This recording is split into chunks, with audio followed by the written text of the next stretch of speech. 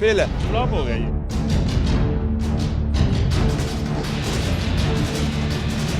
कौमी खजाने पर शोबाज शरीफ का एक और डाका।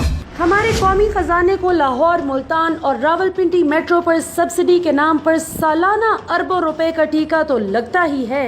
बस पर सब्सिडी की तफसीलात पंजाब असेंबली में पेश कर दी गई हैं। फी टिकट 43.86 रुपए सब्सिडी मुसाफिरों को दी गई है। इस ज़हनी मरीज वजीर आला ने बगैर किसी फिजिबिलिटी के लाहौर शहर में स्पीडो बस नामी नौटंकी शुरू कर दी और करोड़ों के इश्तिहारात देकर लोगों को सब्ज बाग दिखाए। स्पीडो बस सर्विस से महज एक साल में अब तक 2 अरब रुपए का खसारा हो चुका है। सालाना 2 अरब 8 करोड़ का नुकसान। स्पीडो बस का मंसूबा फ्लॉप। आबादी की अक्सरियत 2 वक्त की रोटी से महरूम। महंगा कार्ड खरीदने से कासिर। सड़कों पर 200 की बजाय 115 बसें मौजूद हैं। जबकि इस सर्विस के नतीजे में लाहौर ट्रांसपोर्ट कंपनी के 14 रूट बंद कर दिए गए जो आवाम को सस्ती ट्रांसपोर्ट मुहैया किया करते थे। अच्छा बताएं, आपको क्या क्या मसले हैं ये जो रूट्स चेंज हुए हैं? अस्सलाम वालेकुम सर, परसों की बात है, मेरी फैमिली, मेरी बीवी और मेरी बच्चे साथ थे, 6-7 जने हम साथ थे।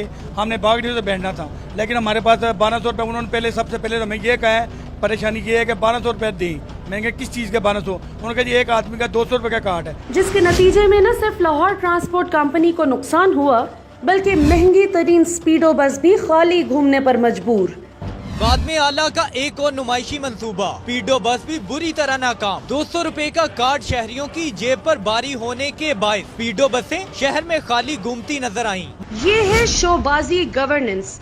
जिस शहर में 84% लोग गंदा पानी पीने पर मजबूर हैं, वहाँ अरबों रुपया महज 0.16% आबादी पर उजाड़ दिए।